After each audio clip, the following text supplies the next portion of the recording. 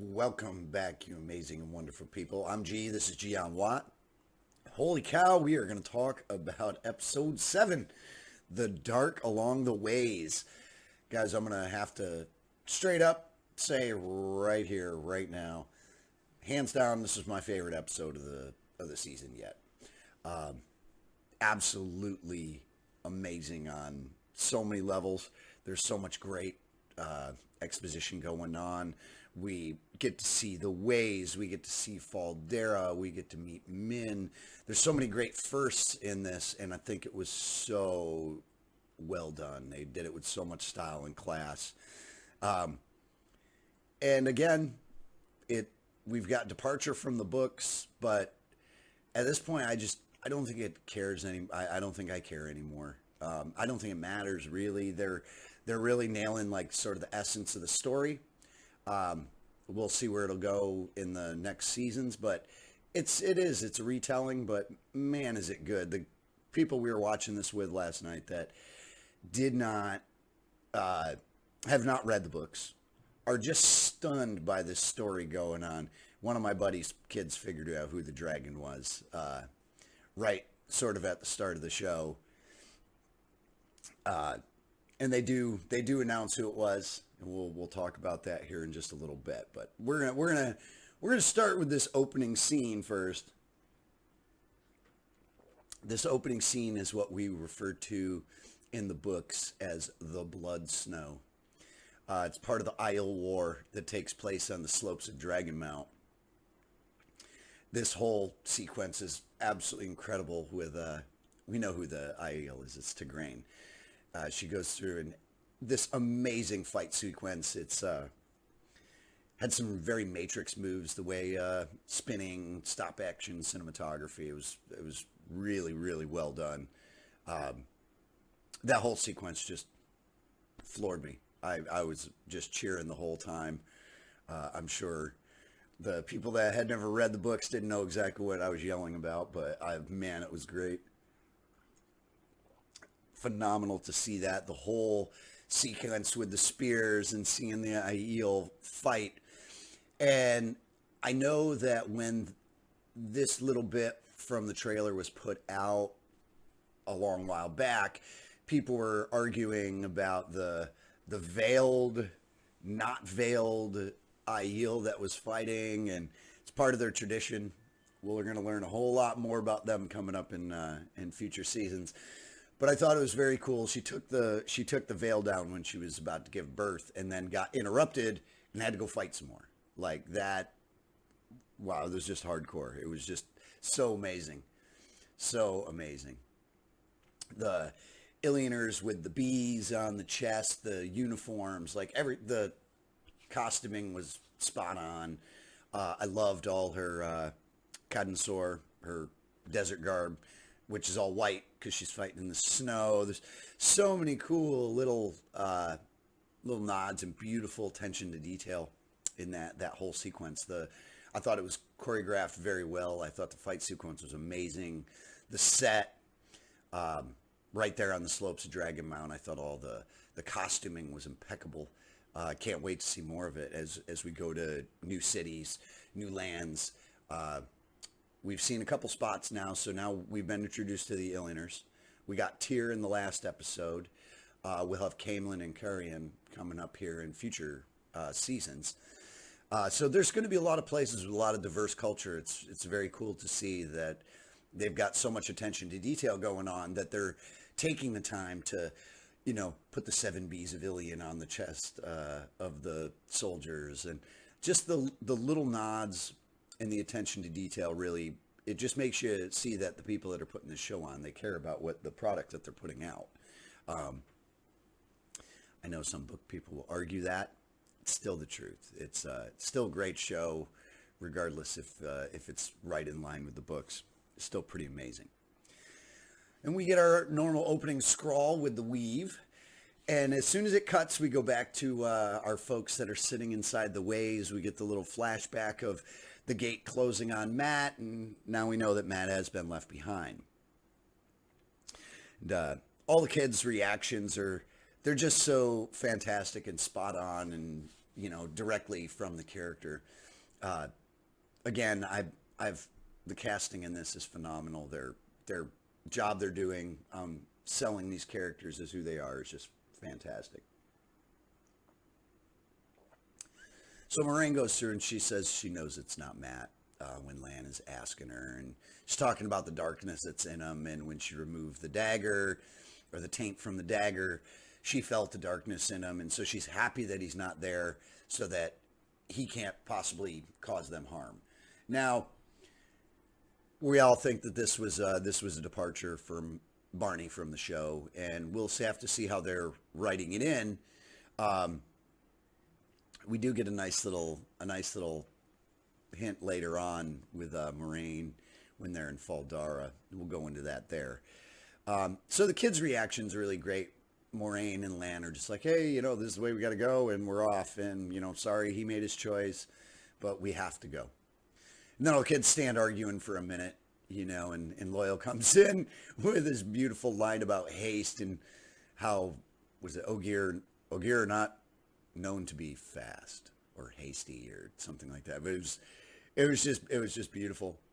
All the characters really took their little character traits and quirks in this whole conversation where trying to convince each other and, who wants to go, who wants to stay for Matt, and just fantastic. Some really great dialogue.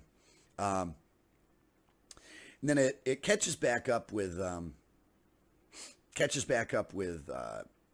Moiraine and Lan, and they're discussing how they know that Matt is not the one, and the rest of the kids are trying to catch up to him, and Loyal's telling this story about the ways and how they used to be so different. They were grown by the Ogier, that they used to have plants, and there would be all sorts of wonderful flora and fauna inside the ways, and and then the pockmarked tiles became corrupted and something happened, and then Machin Shin decided it was going to make its appearance, and we get the first story of Machin Shin, which is also called the Black Wind, and in the books it's just terrifying, and I think they did such a great representation of it here. It's, again, different from the Mind's Eye, but still done in a really great, compelling way.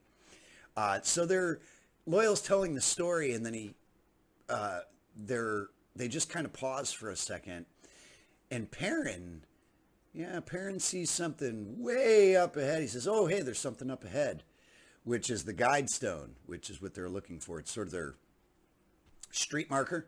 Tells you, hey, Albuquerque's that way, New York's that way, whatever direction to where they're going. The guide stone is what tells you, hey, this is the path you need to be taking till the next guide stone.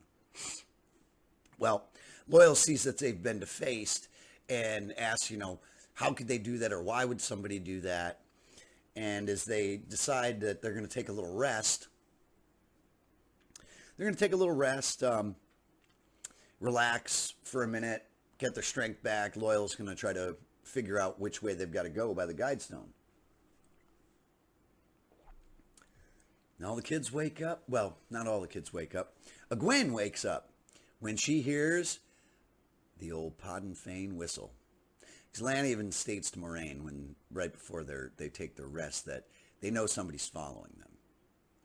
And maybe you think, oh, hey, maybe it's Matt. No.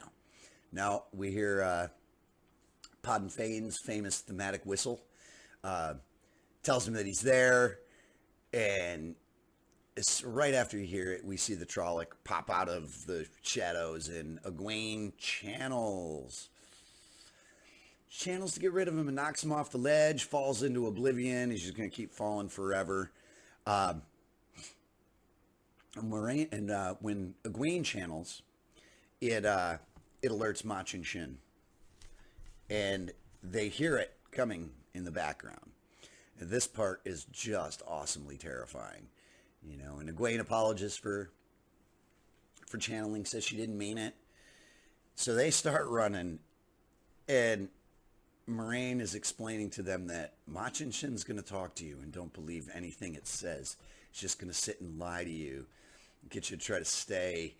And as you weaken, you break down, Machin Shin's going to absorb you, and you will become one of those voices that's screaming in the madness.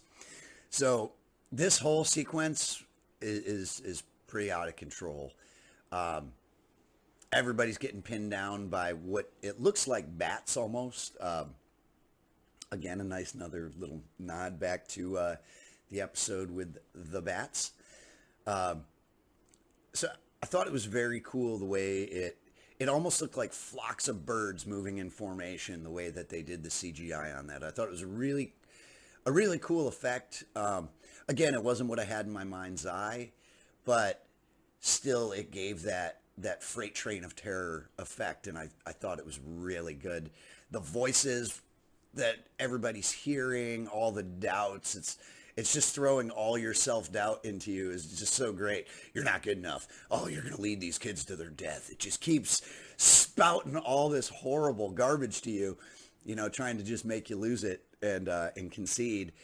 And right as it looks like all of our heroes are going to be overwhelmed by Machin Shin, our girl Nynaeve, holy cow, she just gets all angry again and she can't control her channeling, and boom, here comes that big globe of light, which apparently wasn't letting anything inside, because when she expanded that globe of light around everybody, Machin Shin was kind of spinning around the globe and couldn't get through it. So again, I don't know what she channeled. I don't think she knows what she channeled. She's just kind of like, oh, I need something. It just throws it out, and she's not sure what she's doing. Where when you saw Egwene channel, she knew exactly what she was doing. It was very controlled. So this is cool. I like the dynamic difference between them. And like in the last episode where Siuan was talking to him and praising Nynaeve, and Egwene thought it was her, and oh man, what a kick in the face and the letdown that was for Egwene. But it's just really beautiful seeing the way that they're so dramatically different in character, in the way to channel, and all their abilities. Again, I really like how they're defining each character. They're giving them their own quality moments that embody them from the books, which I just love. I just love it. So as Machin Shin is sweeping around our companions, Nynaeve explodes the big globe of light around him and keeps it at bay for a moment, long enough for Moiraine to channel the opening of the gateway. And when she first started it, I thought she was like feeding into Nynaeve to help Nynaeve with the barrier, and I didn't realize she was channeling right there and open the gateway. I knew the gateway was coming open, or the waygate was opening. I just didn't know that Moiraine was doing it right there. And then you see the big trefoil leaf, the outlining Nynaeve as she's standing in the entrance of the waygate. I thought that was really cool. In the books, there's a leaf that's set into the outside of the stone, and it's all like vine work, carved vine work and leaves. It's very, very intricate, beautiful stuff. And in the books, you remove the leaf and place it in a certain spot, and it opens the waygate. It doesn't involve channeling. Though I kind of do like the channeling effect. I don't know how this is going to affect other things later on. I mean, we're kind of already seeing it. We know Padin Fain is in there. And as the kids are running from Machin Shin, there's a lightning flash, and you see Padin Fain standing out on the pathway watching them from the shadows, and you see a quick little lightning flash. So I thought that was really cool. Now, this means one of two things. This means that Padin Fain is a male channeler, which changes from the books. Or it means that Padin Fain's got somebody that can channel with him that we haven't seen yet. So him being inside the ways, that denounces, or that sort of, to me, states that either he can channel or he's got somebody that can channel with him. That's part part of the Trolloc group. Now, for bad guys, that limits who that could be. So I'm not going to dive really deep into that, though. On my Easter egg, my season-long Easter eggs and little clue connections, I'm going to go through and I'm going to dissect multiple episodes, and I'm going to show you how they all link and how all the things are connected. But I don't want to do that here until the season finale. We'll go over that, and then we'll do big season-long dissections, and we'll show you how all the threads connect. There's so much foreshadowing in all of these episodes, all the way up to this one here, where we're going to finally realize who the dragon is. So, guys, they exit the Waygate. They exit the Waygate. Everybody is frazzled. I mean, just a mess. Moiraine looks pretty haggard through this entire episode, where normally she's all nicely put together, clothes are super neat, hair is all in place, nothing is out of sorts. Hey man, this whole episode, she just doesn't look like she's seen a hairbrush in weeks. You can see it on her. She is just worn and haggard, and wow, it just really shows. It's really fantastic the way you see it. Oh, excuse me, I have the hiccups here.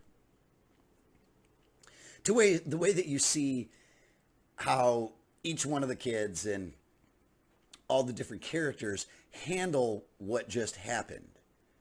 And it's all very subtle, but each one of these things is just solidifying our character qualities and character traits for each of our kids, and Lan and Moiraine as well. Padin Fain as well. I mean, just every time anybody's on screen, they just nail it as far as the characterization. And even through the smallest things, just like Moiraine's hair being disheveled. There's so many great quality moments, and we'll go through all those in the season details and the breakdowns in between seasons. And right here, when they come out of the Waygate, we get our very first look of Fal Dara and Tarwin's Gap. And man, I'll tell you, for things not really being like they've been in my head, Fal Dara and Tarwin's Gap was really like it was in my head. Tarwin's Gap especially, the way it's described, the way it looks. I mean, they could have pulled it right out of my brain, which I thought was so incredible. And seeing the city of Fal Dara, how it's almost like an old ziggurat or one of the old battle pyramids in the Middle East. They were fortresses as well as pyramids, as well as holding facilities for, storing whatever. So the way that the city's designed and the way it's set up, almost as it's not a pyramid shape, but it almost has that ziggurat step pyramid fashion to it, and just incredible. Like, we got to see Tar Valon when we were there, and all the architecture that was uniquely its own. The same in Fal Dara. The architecture is absolutely amazing. All right, guys, so we get inside Fal Dara, and we get two characters right off the go. Oh, I was so happy to see them. When they come in, and we have Lord Agelmar, his sister. Lord Agelmar's sister is right there. She meets the group. She looks like an Aes Sedai. It goes into this. We get, oh my God, why can't I think of his name right now?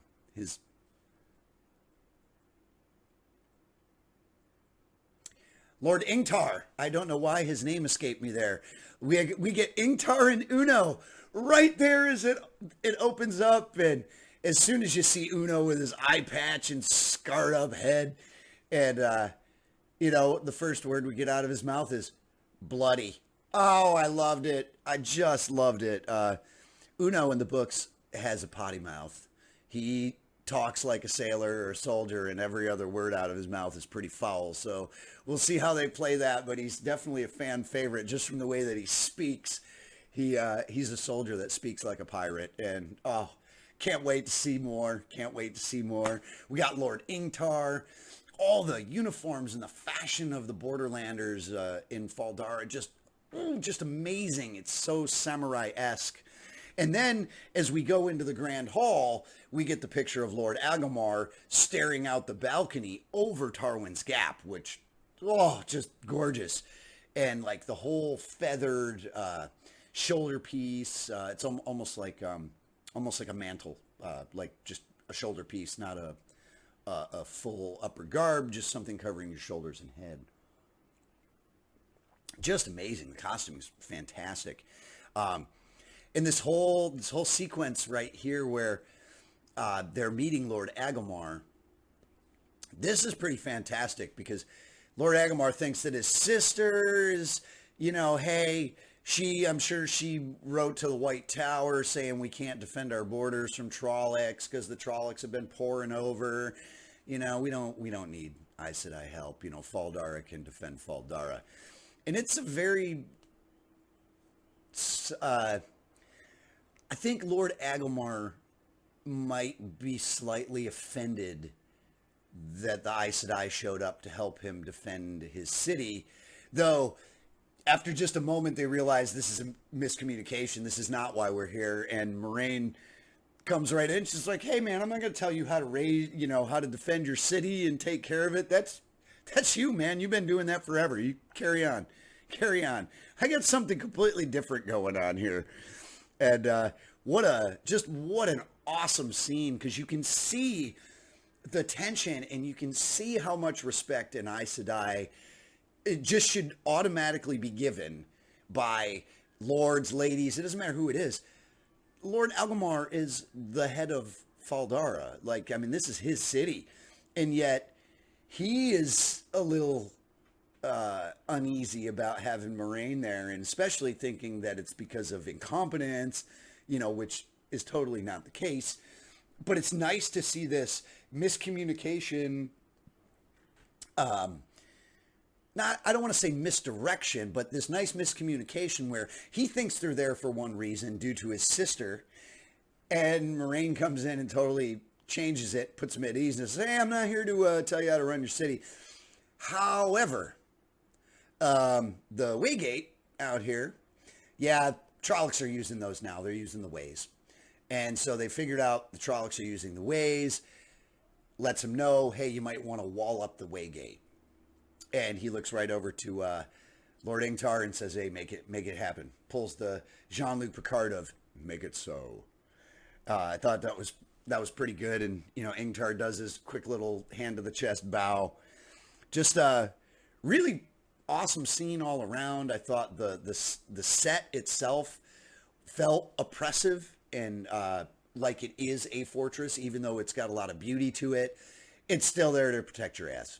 And it has that feeling. All the interiors feel sort of crushing on you, whereas the White Tower felt very expansive and big, and it was a much more fragile-looking architecture, even though it was very solid. It was much more delicate looking, where Fal Dara it's supposed to be like a hammer or an anvil. It's supposed to be able to take that beating. So it is literally just a fortress, and every room you see, the interiors, they may be beautiful, but you still see that, this place was made for fighting. Period. This place was made for fighting. So I thought this whole introduction to Fal Dara was fantastic. I'm so glad I got to see it. I loved Lord Agelmar. I thought the casting was great. Ingtar and Uno.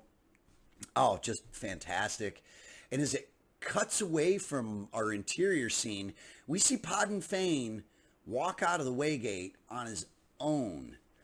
We do not see him with anybody else, so does he have somebody that can channel? Or can Padin Fain channel? Not from the books, but hey, if they're weaving together some really fantastic lines that are not from the books, and if they're going to make Padin Fain a channeler, well, then that's going to change some stuff. It is going to change some stuff. Might be for the better. We'll have to see. I am very impressed with everything that's happened so far. Not every change, but I do understand why a lot of these changes were made. Some of these changes were not surprises because I've stayed very up on what was happening, you know, before the season dropped, of changes that were going to be made to the script, and they were due to time. They were due to inner monologues, being able to put situations in front of you that you could see, so you didn't have to hear somebody talking in his head for, 15 minutes. I do like the way that they're introducing these sort of inner monologues without it being hokey. Like the way that we see and we hear Machin Shin within the waves, you can tell it's not a voice from the room. It's something more supposed to be in your head with that reverberating echo that they've got going on, and the voice is changing from male to female. I like the effects that they're giving, because we're going to get some inner monologue stuff that's going to be unavoidable. I know that there's people been cast for roles of these already, if you go through the cast listing. And somebody who hasn't read the books, you're not going to understand it. I'm not going to dive deep into heavy detail.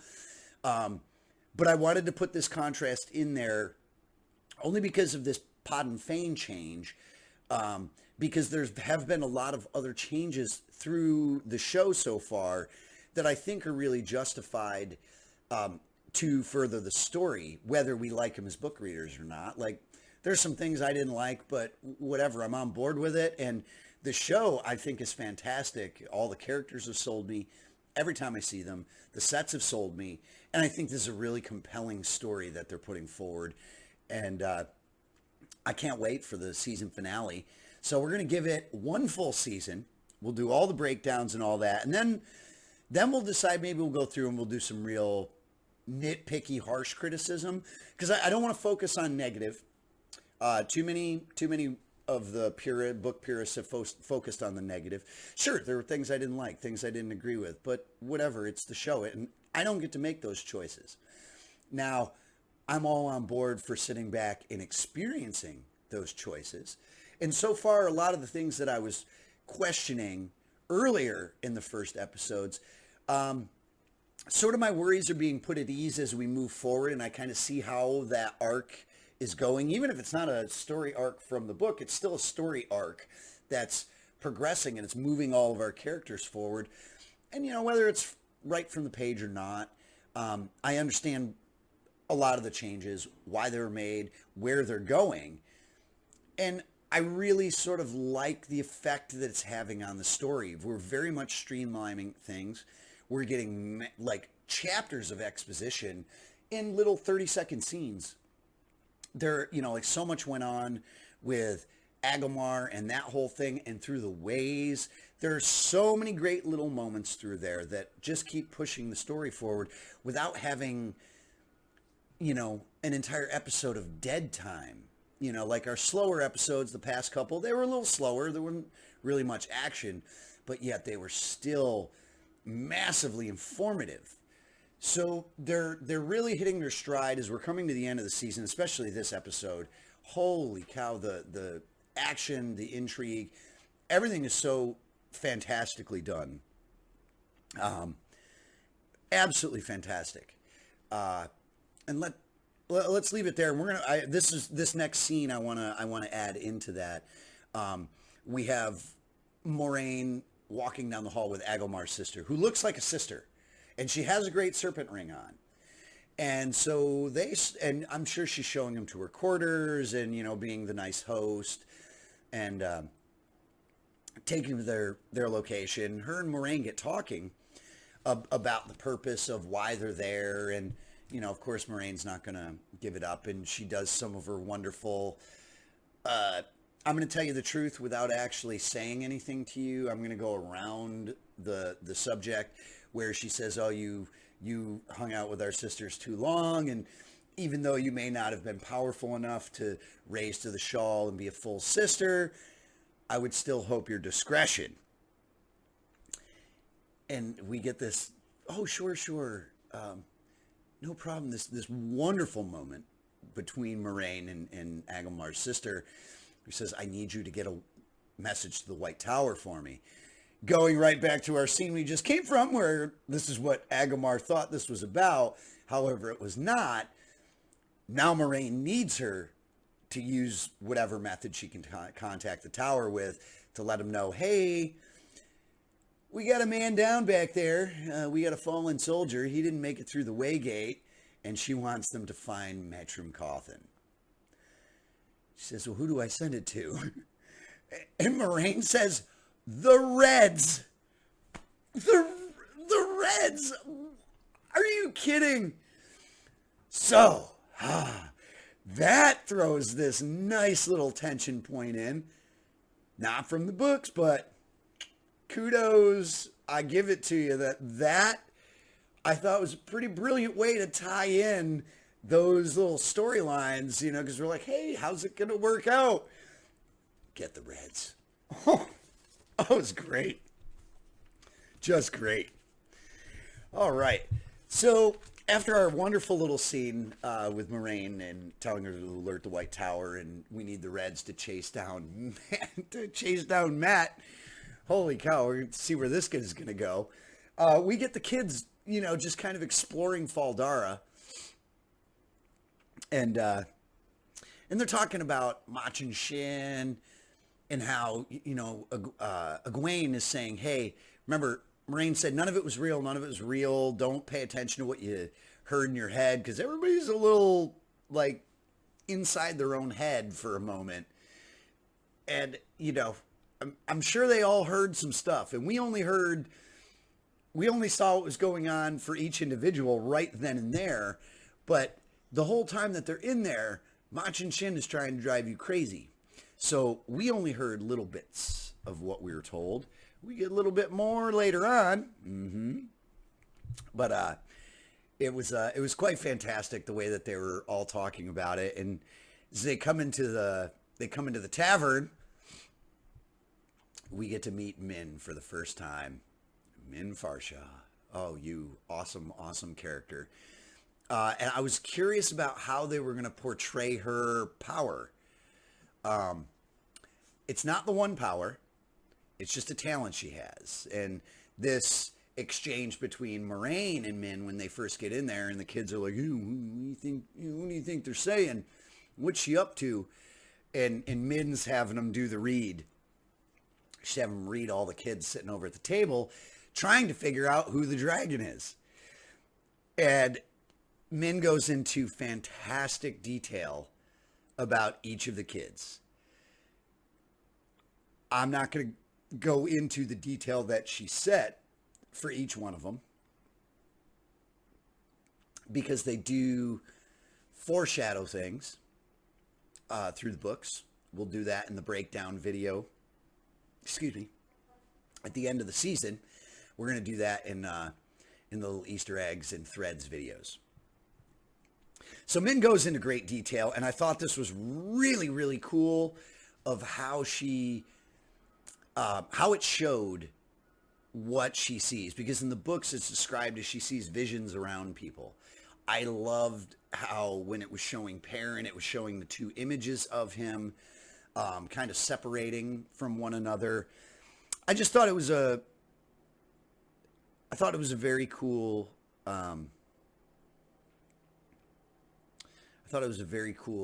visual to portray something that's just described. It's more something that's in your head, like an inner monologue. And I wasn't sure how they were going to visualize this, like Machin Shin or some of the other stuff from the series. I wasn't sure how they were going to visualize this, and I like what they did. I think it's going to be really effective. You get some certain screen effects going on, some post effects going on there, like little vignettes around the sides and causing some, it's not a lens flare, but it's the effect of a lens flare, like the rays of light coming down through, almost like a particle system within the editor and within the post editor product, like something you do in After Effects. I thought that sequence was really great. And I like how after she reads the kids, she goes and reads Moiraine and describes to her how she sees the Amyrlin seat in full regalia, and that how the Amyrlin is going to be Moiraine's downfall. Yeah, that was pretty cool little moment. Thank you, Min. And then, it cuts back over to the kids, and they're arguing back and forth. And they're arguing about, could it be Matt? What if it's Matt? We don't want to go to the Eye of the World and die. And Egwene really is like the only one that's just like, you are all cowards. Do you not understand what's coming? Like, Egwene at this point, we talked about it in the last episode where she's really on board with the Aes Sedai philosophy. Like, she's all in. She's going to be an Aes Sedai. She knows she is. She knows she is. She knows she's going to be decently powerful. She can already channel. But she's already embracing that. I want to use the line from the books, but it hasn't been used yet, so we'll just leave that aside. It's about duty and weight. And she understands the weight of what's going on and the duty that comes with it, and that if you are able to do something in that situation, you're sort of honor bound to do so. Whether you feel you can accomplish it or not. Egwene's the only one that's ready to go dive headfirst into the Eye of the World and take on the Dark One. Everybody else is real nervous about it. And that's not to say Egwene was not nervous about it. It's just another testimonial to her character that she's unbreakable. And she's going to go through, and she is going to accomplish the mission, regardless of how scared she is, regardless of how anybody feels about it. This is what needs to be done. So, hey, let's do it. And yes, it's just, again, reinforcing her character so much.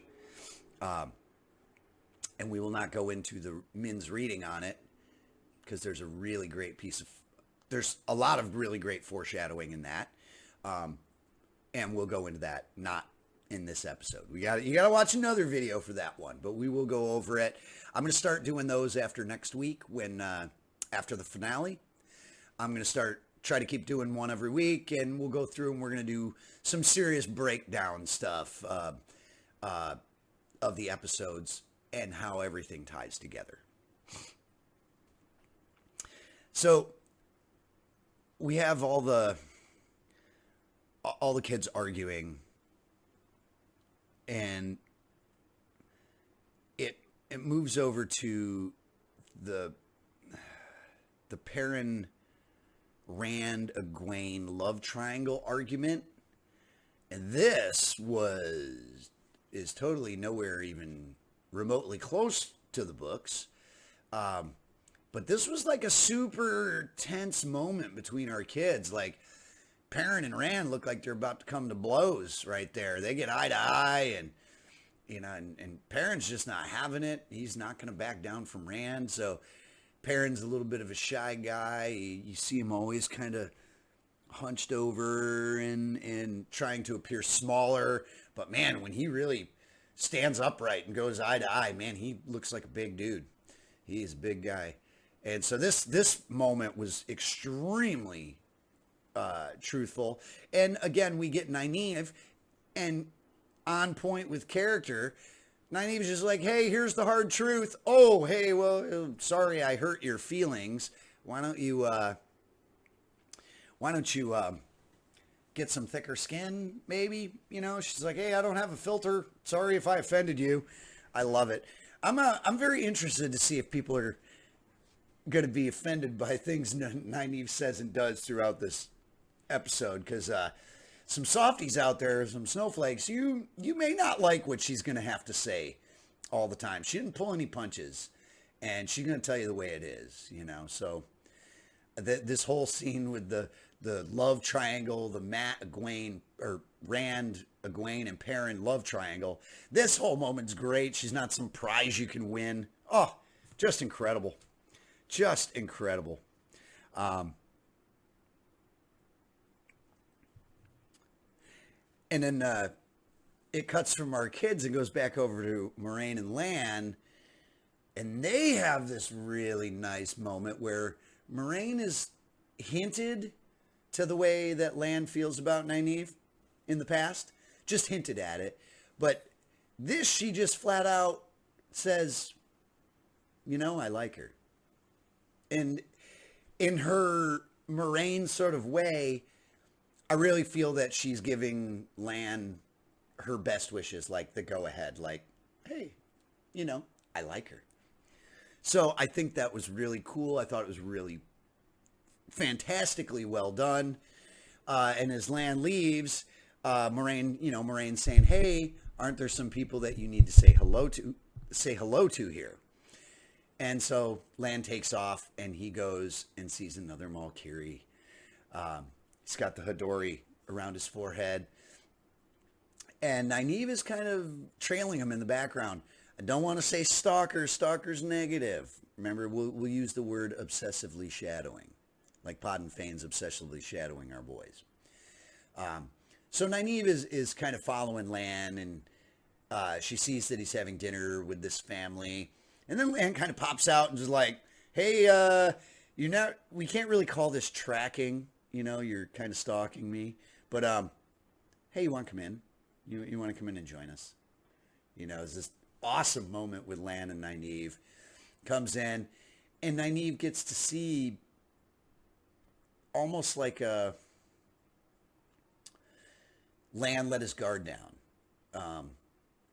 Lan almost gets to be like a kid again when he's with these folks. These folks are like his adoptive parents, and he gets to tell the story to Nynaeve of all this later on. But you get to really see Lan let his guard down and almost just feel like he's a kid again, like when he's sitting down with the little girl talking about the Trollocs, and you know, you can see it's like this is her big brother coming back that she doesn't get to see, and he's off on adventures, and just seeing that whole family dynamic was pretty wonderful, even if it's not Lan's, you know, birth family. I thought it was just incredible, and the fact that you get to see the real Lan without his guard up, just sitting with his loved ones, and that Nynaeve got to be a part of this, and that he included her in it. Just great. Just absolutely fantastic. And as they leave, they get the walk back to the chambers with that incredibly awkward silence, you know, and then, okay, good night. I'll see you later.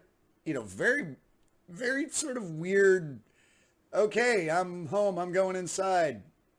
See you later. Like, no kiss goodnight sort of thing.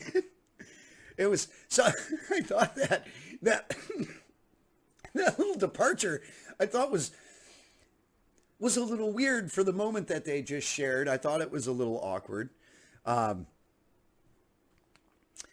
then it cuts into Lan getting ready for bed, and all of a sudden Nynaeve comes in into a half-naked Lan, naked from the waist up, and you can tell she is just eyeballing Lan, saying, oh, I need to get me some of that. Oh yeah. And we get a little brown chicken, brown cow, little bit of some suggestive action, and in the true Robert Jordan fashion, he alludes to it, brings you right to the doorway, knocks on the door, and then runs away for you. And he lets you do all the heavy lifting with your own mind. I think that's a really great nod. I think it's a way to keep it much more family friendly without having to cut back on some of the horror aspects. Like I don't necessarily think you need the sex scenes to imply sex scenes. And Jordan was a master of that. He would bring you right to a moment. He would explain, here's the situation, and then boom, cut to the next scene, just like we did with Moiraine and Swan in the last episode, where you saw the beginnings of it. You saw them talk, and you realize, oh, this is a relationship. And then it cuts to the after party, where they're having all their wonderful talk.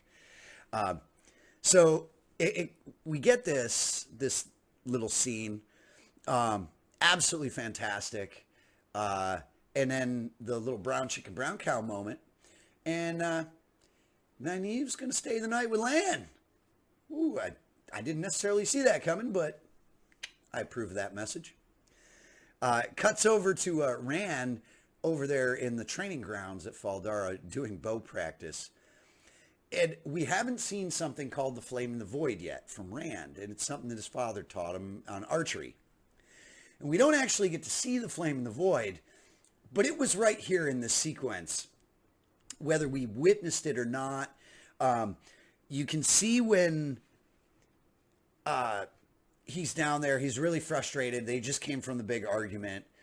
He's down there, and he's putting all the shots right around the bullseye. Like, they're still pretty on, but they're not where they should be. And you could see him struggling with the Flame in the Void. Again, I'm not going to go into huge detail. It's something from the book, sort of like Egwene when she channels. They talk about her surrendering to the river, and the Aes Sedai talk about it being like a rosebud, and it's a focal point. And it's something his father taught him to be more focused when he's shooting archery, when he's using the bow, so that you don't have side distractions and you can make your shot even in the heat of that moment. Well, you can tell that he's really flustered. Shots are not hitting where they should be. I was hoping we were going to actually get the visual of the Flame in the Void. We did not, but you see it come into effect. He's missing his shots, and Egwene comes down and talks with him, and it is really heartfelt. And he tells her, "Look, go to the White Tower. You know, he knows that she's going to be an Aes Sedai." And they're talking. He says, "Well, you know what? I'll come with you to the White Tower. You're going to need a warder." So this moment was really, really nice and really touching, and it adds a lot of weight to the relationship between Rand and Egwene, and it shows them a little more adult than in the books. So they're around the same age. They just seem a little more naive, and they seem a little more naive. Naive in the book. They seem a little more naive in the... Am I not going to be able to get this right? They seem naive in the book. And in the show, they've aged them up a little bit. And I think it is very effective in making the relationships not feel hokey or forced. Like, all the relationships, they seem pretty natural, other than maybe Perrin's back from the first episode. But that it was so fast, and I think it was just a setup moment. I mean, we may go back to it later. There's a lot of fan theories out there on his wife. So we may go back to that, and I'm thinking that they are going to go back to that. Like, everybody's kind of getting these little flashback moments. And foreshadowing moments as well. Like, I love that Rand's talking about going to be Egwene's warder, and I'll go to the White Tower with you. And then Egwene says, "I'll always stand by you no matter what." I thought that was such a great line, and it had a lot of depth for things to come down the road. Heavy foreshadow. Just a wonderful, wonderful moment. Just a wonderful moment. And then we cut back to the after party for Nynaeve and Lan. And, you know, Nynaeve's getting all dressed, and Lan's asleep, and she's trying to, like, sneak out in the middle of the night. And, you know, Lan wakes up and starts talking with her. And she asks, you know, who... says, "You don't have to go, you know, why don't you stay?" And she asked who this man was. And Lan tells the story of how he escaped from Malkir.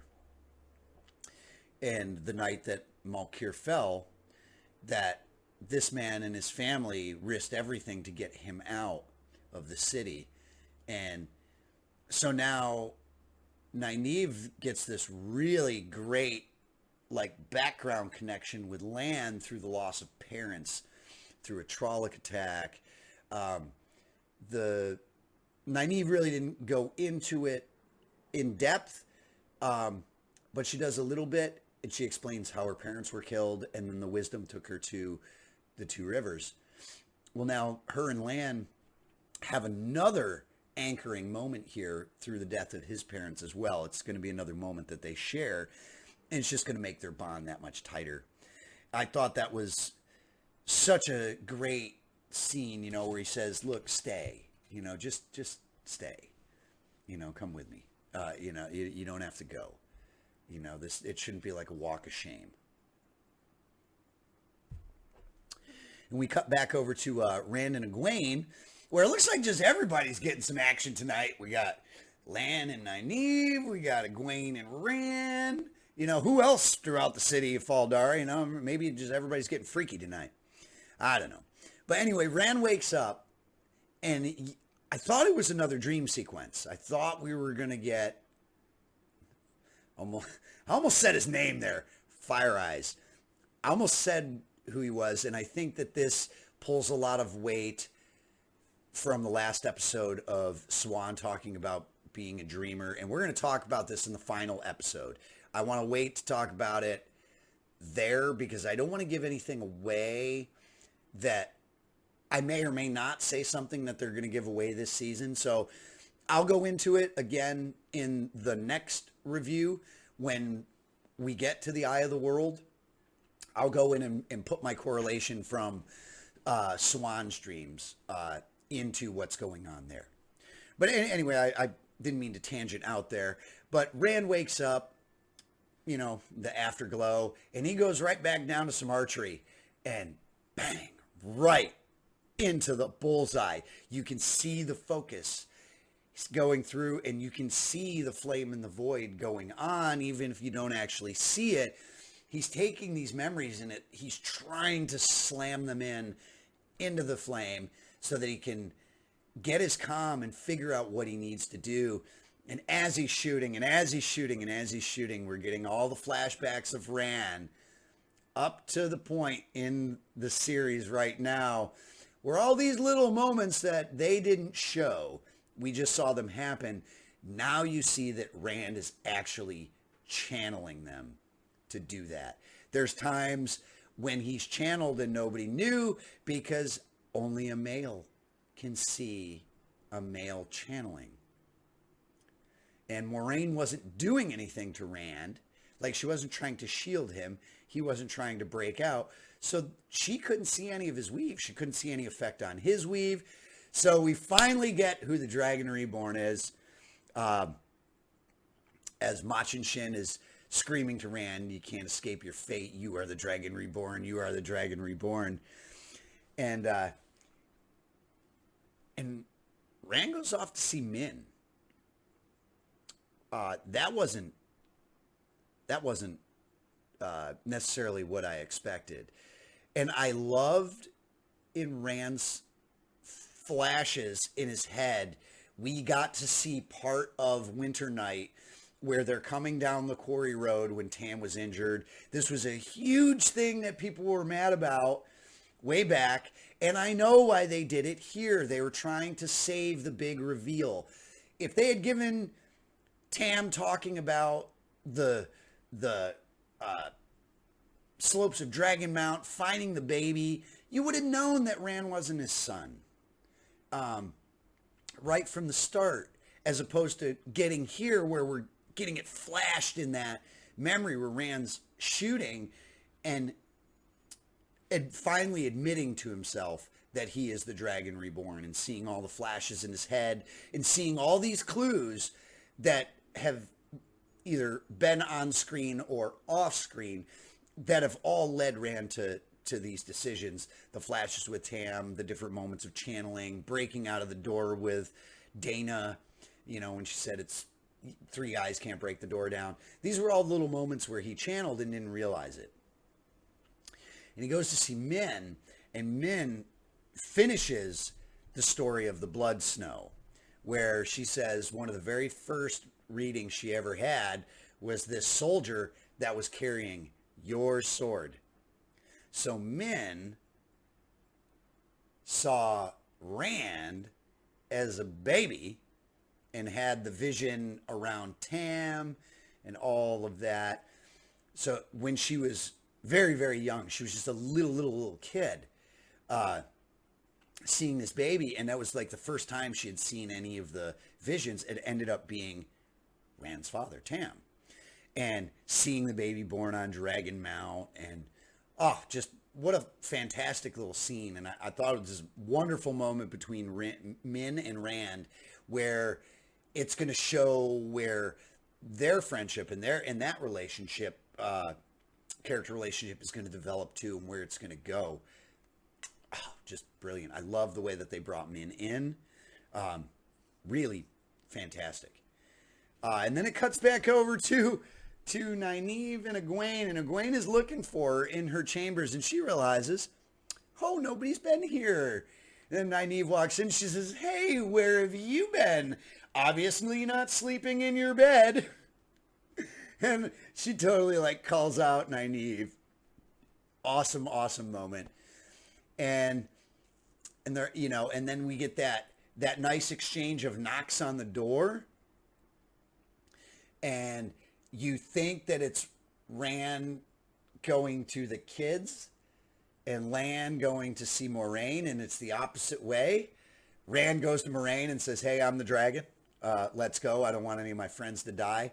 And they take off, and Lan is with the rest of the kids, Perrin, Egwene, and Nynaeve, all in Fal Dara, and they realize what happens. And as they get up to the Blight, you just see the Blight rolling off in the distance. Moiraine explains to Rand what it is and says, yeah, we've got to go through that. And the Blight is nasty. Everything in there, all the animals, all the plants, everything wants to kill you. And I thought that was such a cool little shot of the skull grown right into the roots of the Blight and into that whatever awful sickly vine plant life junk that's spreading outward from the Blight. Guys, this whole episode was just awesome. Hands down my favorite. I love the opening sequence with the blood snow. I love this final sequence of showing everything going off into the Blight. That a lot of great cinematography. We get a lot of first characters. We got Uno, we got Lord Ingtar, we got Lord Agelmar, and one of everybody's favorites, we got to see Min Farshaw for the first time. Well, guys, we have to wait till next week, and it is the season finale. So we're gonna do ourselves a nice little holiday party. I celebrate Christmas, so I'm gonna have myself a Christmas party on Christmas Eve. We got a nice big watch party going on. Guys, whatever you celebrate, if you don't celebrate, I don't care. Enjoy the show. I look forward to seeing you all here next week for the big season finale of season 1. And then I'm so sad we all have to wait an extended amount of time for the next one, because I just want them all right now. I wish I could binge watch the entire series right now. I love where they're going with it. I love what they're doing with it. I have nothing but optimism for the series as it's going on. And as I've said in past videos, I think more as we go along, it's going to feel more and more like the books, regardless if it's actual scene that's taken from the pages. All of our characters are just spot on. The sets are just amazing. And the story is being told in a really great, unique, sort of fresh way that's very engaging for the viewer. Me as a reader, I read that story. I know the story, and this is such a cool way to experience the story again. So, guys, I will see you next week. Until next time, watch all your stuff, read all your notes. Guys, if you like what you're seeing, like and subscribe, guys. It's going to help grow the channel. We're still kind of new, but we've been getting quite a few views on stuff, guys. So we're gonna stick around, and we're gonna have a whole lot of Wheel of Time comment coming out, guys. I'm G. This is G on Watt. We'll see you next time.